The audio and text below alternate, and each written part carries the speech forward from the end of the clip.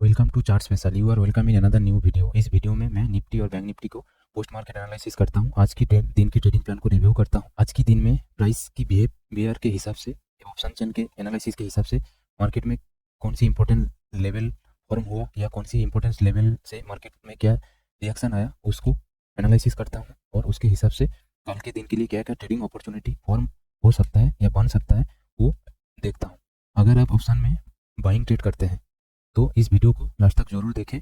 मैं कुछ इंपॉर्टेंस बात शेयर किया हूँ जो ऑप्शन बाइंग या ऑप्शन बायर को हमेशा ध्यान में रखना चाहिए। किस सिचुएशन में ऑप्शन बायर हमेशा प्रॉफिटेबल रहेगा या किस सिचुएशन में ऑप्शन बाइंग को अवॉइड करना चाहिए, वो मैं इस वीडियो में एज ए टिप्स कुछ मेंशन किया हूँ। वीडियो को लास्ट तक जरूर देखें। आज के दिन के लिए मेरा जो ट्रेडिंग प्लान था 24,850, वो एक रेजिस्टेंस है, वहाँ से सेल ये भी मैं मेंशन किया था। जो कल आज फ्राइडे है तो मार्केट साइडवेज रह सकता है क्योंकि ऑलमोस्ट देखा गया 80% टाइम फ्राइडे को मार्केट साइडवेज होता है। कल की दिन के एक्सपायरी में भी मार्केट ऐसा सच कुछ मूव दिया नहीं, साइडवेज रहा था और फ्राइडे को भी आज को भी मार्केट साइडवेज रहा। निफ्टी मैं एक्सपेक्ट किया था निफ्टी थोड़ा सा closing to closing gap down open होके ऊपर की तरफ जाएगा और 24,850 को रेजिस्टेंस फेस करेगा। Nifty closing to closing gap up open हुआ, फर्स्ट 15 मिनट में उसी कैंडल को उसी रेजिस्टेंस को टच करके फेल हुआ और फिर से उसी लेवल को रिटेस्ट किया और साइडवेज रहा पूरा दिन। आज की अगर प्राइस एक्शन देखूं तो इसमें बायर डोमिनेंट है। मार्केट लगता है जो 24,850 इस लेवल को तोड़ने के लिए एक कोशिश कर रहा है, क्योंकि एक अप मूव देने के बाद जब मार्केट साइडवेज होता है तो वो रेजिस्टेंस ब्रेकआउट की एक सिम्टम होता है। जब भी कोई इंपॉर्टेंट रेजिस्टेंस है उसको मार्केट या कोई भी स्टॉक ब्रेक करता है, अगर डायरेक्ट ब्रेक होता है तो वो फेल होने की चांसेस होता है, वो ब्रेकआउट होके फिर इनसाइड हो जाता है। लेकिन अगर वही रेजिस्टेंस को मार्केट वहीं जाके साइडवेज होता है और उसके बाद ब्रेकआउट होता है, वो ब्रेकआउट में जो प्राइस की मूवमेंट है वो बहुत शार्प होता है और सक्सेसफुल ब्रेकआउट होता है। तो निफ्टी में अभी जो पैटर्न फॉर्म हुआ है वो मेरे को ये नज़र आ रहा है जो 24,850 रेजिस्टेंस लेवल है, एक 2 अगस्त की हाई और ऑप्शन राइटर की लेवल है। तो इस लेवल को ब्रेकआउट करने के लिए हो सकता है मंडे को इसके ऊपर ओपन हो और यहाँ से सपोर्ट लेके ऊपर चले जाए। ये डिपेंड करेगा आज की ग्लोबल इंडिकेशन क्या है। ग्लोबल इंडिकेशन डाउ और गिफ्ट निफ्टी के हिसाब से जो इंडिकेशन है मिलेगा रात को, उससे एक कन्फर्मेशन हो जाएगा जो ये लेवल ब्रेक होने वाला है मंडे को या नहीं। लेकिन अभी तक की जो प्राइस एक्शन है उसके हिसाब से ये जो पैटर्न फॉर्म हुआ है ये क्लियर एक रेजिस्टेंस ब्रेकआउट पैटर्न है। ये एक रेजिस्टेंस ब्रेकआउट पैटर्न है जो जब भी ये 24,850 इस रेजिस्टेंस को ब्रेकआउट करने के लिए यहाँ प्राइस साइडवेज हो रहा है, यहाँ से एक ब्रेकआउट पैटर्न होगा, ब्रेकआउट होगा।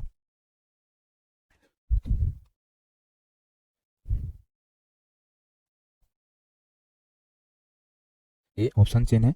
अगला जो एक्सपायरी है निफ्टी की वो 29 अगस्त की है। अगली थर्सडे को वो अगस्त मंथ की मंथली एक्सपायरी है, उसके हिसाब से ऑप्शन चेन में अभी कौन सी इंपॉर्टेंट लेवल है वो चेक करता हूँ। 24,500 में 64.2 लाख हाइस्ट हुआ 25,000 में है और 24,800 में 56 और 24,800 में 69। तो 24,800 देखे तो पुट साइड में ऑप्शन राइटर की पोजीशन ज़्यादा है, वही ज़्यादा है, तो ये एज ए सपोर्ट काम करेगा और रेजिस्टेंस होगा 25,000। 25,000 ये रेजिस्टेंस होगा। अगर नीचे की साइड की देखें तो 24,700 पे भी एक स्ट्रॉन्ग, मतलब मार्केट ऊपर जाने के लिए तैयार है। प्राइस एक्शन के हिसाब से मार्केट जो पैटर्न फॉर्म किया वो ब्रेकआउट पैटर्न की फॉर्म हो रहा है और ऑप्शन चेन के हिसाब से जो अभी तक की सिचुएशन है वो भी मार्केट इंडिकेट कर रहा है बुल साइड में। तो अगले वीक में हो सकता है हमें एक बुलिश इंडिकेशन मिले और ट्रेंडिंग मार्केट मिले। ये है बैंक निफ्टी की 15 मिनट की चार्ट। इसमें मैं आज के दिन में मेंशन किया था सेम फ्राइडे की सेशन ऑलमोस्ट साइडवेज रहता है। आज फुल डे एक साइडवेज रहा और इम्पोर्टेंट जो लेवल था वो 51,000 था। 51,000 ऑप्शन राइटर की लेवल है, ऑप्शन राइटर मतलब या ऑप्शन सेलर की लेवल है। इस लेवल के नीचे कल कोशिश किया था ऊपर जाने की, बट उसके नीचे आके क्लोजिंग दिया और ओआई भी इंक्रीज था। उसके हिसाब से इस लेवल को मैं इंपॉर्टेंट समझ रहा था और आज उसके ऊपर ओपन हुआ। उसके ऊपर ओपन होने के बाद फर्स्ट 15 मिनट कैंडल ही उस लेवल के नीचे आ गया, क्लोजिंग दिया। तो इससे एक सेंटीमेंट जो हमें पता चलता है वो इस लेवल को होल्ड करने की, मतलब अगर कोई एक लेवल है उस लेवल को नीचे से नीचे ओपन होने के बाद ऊपर चला जाता है तो ये एज ए सपोर्ट यहाँ सस्टेन हो जाता है। तो ये एज ए सपोर्ट, ये सेंटीमेंट पता चलता है जो ये आज सपोर्ट फॉर्म हो सकता है, ये एज ए सपोर्ट ऐड कर सकता है। सिमिलरली कोई एक लेवल है वो नीचे ओपन होकर वहीं से रिट्रेस होता है, वहीं जाके टच करने के बाद रिजेक्ट हो जाता है प्राइस, तो वो रेजिस्टेंस की ऐड सेंटीमेंट पता चलता है। इसमें भी है, ऊपर ओपन होने के बाद नीचे आके क्लोजिंग दी और ये दर्शाता है जो 51,000 हमारे लिए एक इम्पोर्टेंट लेवल है। और पूरे दिन बैंक निफ्टी उसी रेंज में ही फंसा रहा। सेम आप लोग ऑप्शन ट्रेडिंग के बारे में तो ये सुना ही होगा, जो मार्केट की दिशा किसी तरफ भी हो मैं तो अपना प्रॉफिट निकाल लिया। ये बोलने में जितनी आसान होता है उतनी आसान है नहीं, उतनी उतनी ही मुश्किल है ऑप्शन बाइंग करके पैसा अर्न करना या प्रॉफिट निकलना। मैक्सिमम जो है हाईलाइटेड है, यूट्यूब में है या आपको ऐड मिलेगा जिसमें पता चलेगा जो मार्केट कोई भी डायरेक्शन हो आपको ऐड मिलेगा वो प्रॉफिट प्रॉफिट बुक किया। लेकिन ऑप्शन बाइंग में इस मार्केट कंडीशन में ऑप्शन बाइंग करके प्रॉफिट निकालना बहुत ही मुश्किल है। अब एक एंट्री अगर इस लेवल से एंट्री ले भी लेंगे कोई भी डायरेक्शन में, वो अगला 5-7 मिनट में या 10 मिनट में जहाँ से एंट्री लिए वहीं आके आपको एंट्री प्राइस के लेवल पे आ जाएगा। तो उसमें प्रॉफिट तो दूर की बात है, और थीटा डीके के वजह से, क्योंकि टाइम जाने की वजह से आपको जहाँ से एंट्री लिया उसके नीचे चला जाएगा, लॉस ही होगा।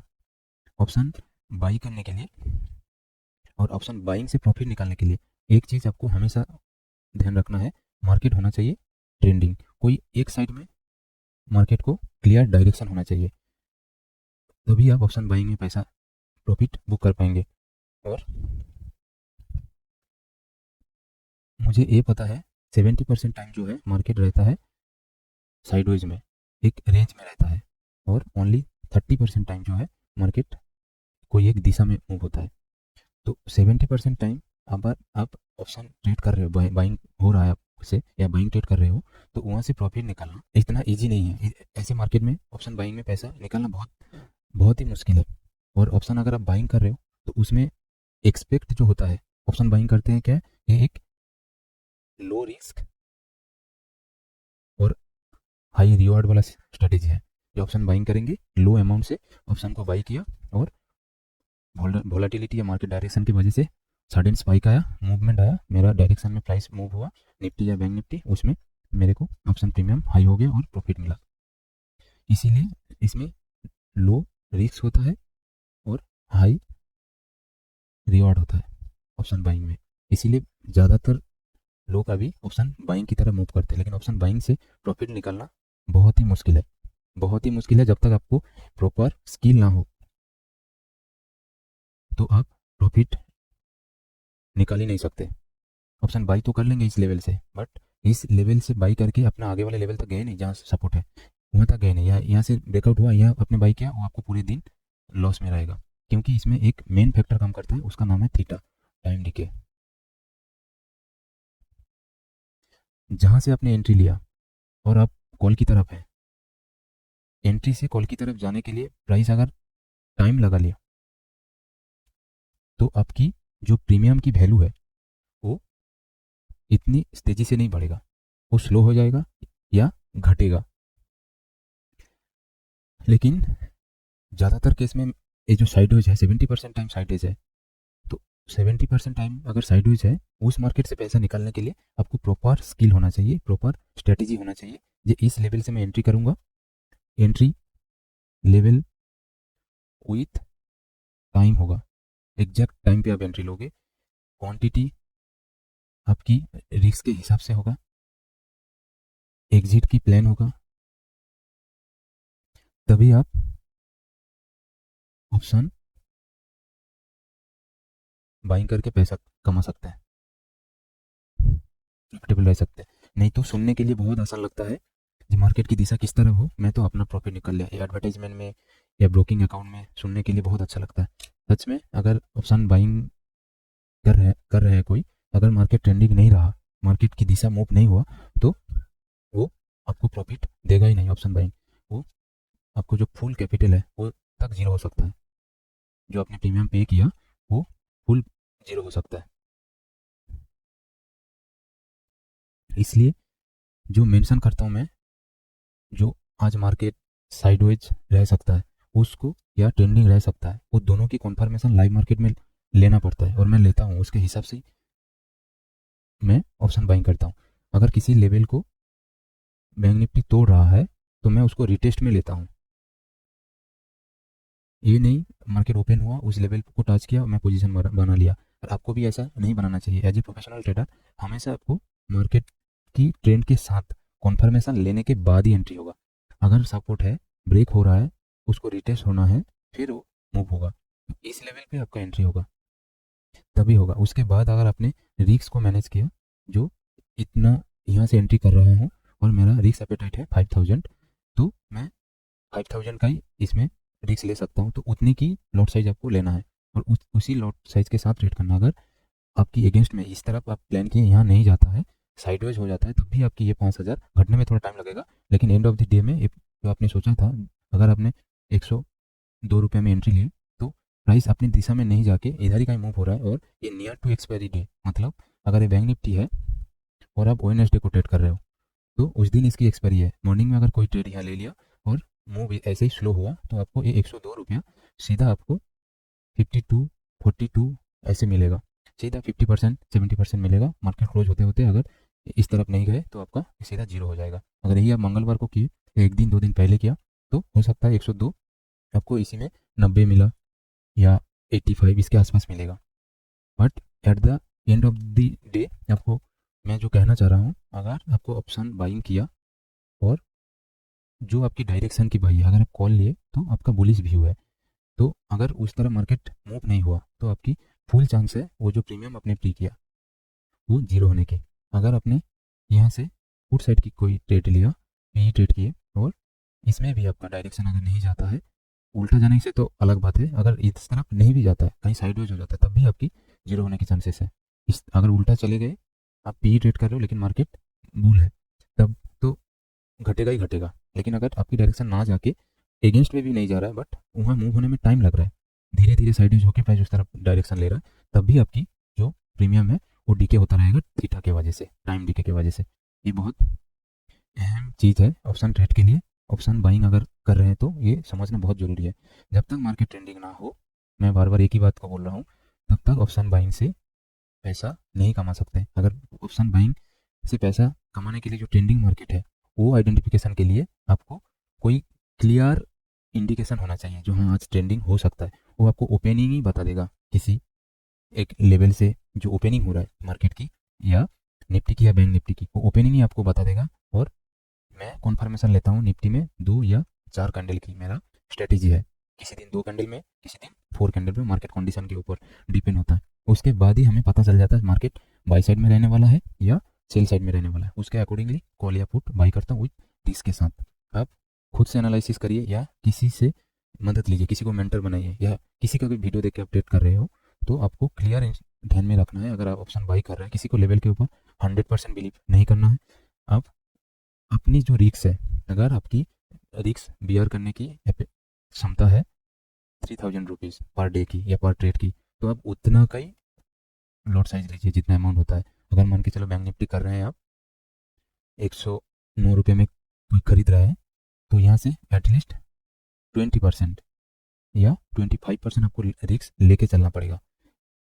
25% रिस्क के साथ जो इतना लॉस मैं बियर कर सकता हूँ, तो उस हिसाब से क्वांटिटी या लॉट साइज जो आपको 3000 में बैठे उतने लॉट लेके ट्रेड में एंटर होना है। अभी तक जो मार्केट यहीं से मूव हो रहा है, बैंक निफ्टी यहाँ से शार्प अप मूव तो दे दिया, उसके बाद लगातार 2 दिन जो है ये कैंडल होता है इनडिसीजन, इनडिसीजन कैंडल है।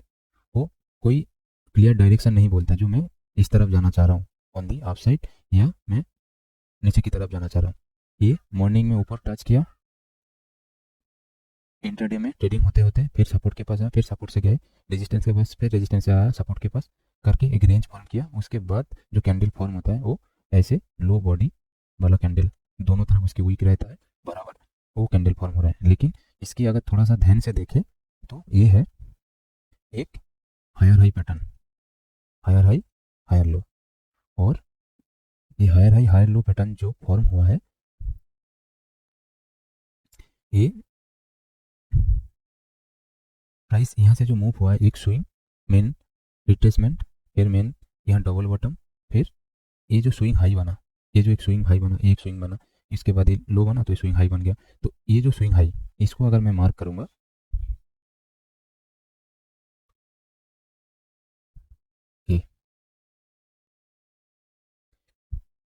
ये मुझे जहाँ तक लग रहा है प्राइस के बिहेवियर के हिसाब से, ये यहाँ से मूव हुआ, डबल बॉटम डब्लू बॉटम बना, डब्लू पैटर्न बनने के बाद इस लेवल को तोड़ा इस दिन ने, और आज है रिट्रेसमेंट डे। मतलब कोई भी अगर पैटर्न, ये मान के चलिए रेजिस्टेंस है, इसको मार्केट तोड़ा एक दिन, फिर रिट्रेसमेंट, फिर ऊपर जाएगा। तो ये रिट्रेसमेंट जो है 2 दिन लगातार लोअर लो फॉर्म होके हो सकता है, एक दिन हो सकता है कोई लॉन्ग कैंडल फॉर्म हुआ। तो ये जो रिट्रेसमेंट पैटर्न है वो मुझे नज़र आ रहा है, जो ए लेवल है, ये स्विंग हाई है, इसकी ऊपर गए ब्रेकआउट, ये लेवल को तोड़ा, ये क्लोजिंग नहीं दिया था, फर्स्ट टाइम क्लोजिंग है, उसके बाद ये रिटेस्ट होगा, फिर ऊपर की तरफ मूव होगा, क्योंकि डबल बॉटम का जो इफेक्ट है ये एटलीस्ट यहाँ तक जाना चाहिए। ये रुकावट हो रहा है इस गैप की वजह से, इस गैप की वजह से 51,100 ऑप्शन राइटर के लेवल को अगर मान के चले, इस लेवल पे रेजिस्टेंस फेस कर रहा है बैंक निफ्टी। और एक चीज़ है, जैसे बैंक निफ्टी हायर हाई पे है, हायर हाई हायर लो, लेकिन निफ्टी ने डेली कैंडल में लोअर लो लोअर हाई, लोअर लो लोअर हाई पैटर्न फॉर्म किया। ये एक सिम्टम है वीकनेस की, ये वीकनेस की सिम्टम है। लेकिन इस केस में निफ्टी और बैंक निफ्टी कॉन्ट्राडिक्ट कर रहे हैं एक दूसरे से, ये नीचे की तरफ डायरेक्शन है और बैंक निफ्टी ऊपर की तरफ। बैंक निफ्टी बुल बोल रहा है और निफ्टी जो है बियर बोल रहा है according to today's price action. But जो लोअर टाइम फ्रेम में पैटर्न दिख रहा है वो इस रेजिस्टेंस को तोड़ने की पैटर्न चल रहा है निफ्टी में फॉर्म हुआ, और ऑप्शन चेन के हिसाब से भी और प्राइस एक्शन के हिसाब से भी। तो निफ्टी में अभी भी मेरा जो अगले वीक का प्लान रहेगा, इस वीक के ऊपर, इस लेवल के ऊपर बाई ट्रेड, एटलीस्ट ये जो एक तारीख की लो है या ये स्विंग फॉर्म हुआ जो कैंडल उसकी लो, और इन दोनों के बीच में जो गैप फॉर्म हुआ उसकी अपर एज, तो वो है 24,956। तो वही ऑप्शन राइटर की लेवल हो रहा है 25,000। ये स्ट्रॉन्ग रेजिस्टेंस है और कॉल राइटर सबसे ज़्यादा है 25,000 इसमें। उम्मीद करता हूँ इस वीडियो में आपको बहुत सारी जानकारी मिला है, और जानकारी आपको जो इन्फॉर्मेशन मैं शेयर किया, जो लेवल में मेंशन किया, वो आपकी अगले वीक की ट्रेडिंग सेशन में ट्रेडिंग डिसीजन लेने में, एंट्री या एग्जिट करते टाइम आपको मदद मिलेगा। इस उम्मीद के साथ आज वीडियो यहीं तक। धन्यवाद। अगर वीडियो अच्छा लगे तो लाइक करिएगा, इस चैनल को सब्सक्राइब करिएगा। जब भी मैं कोई इंट्राडे ट्रेडिंग रिलेटेड या निफ्टी रिलेटेड कोई एनालिसिस या इन्फॉर्मेटिव वीडियो अपलोड करूँगा, उसके नोटिफिकेशन सबसे पहले पाने के लिए।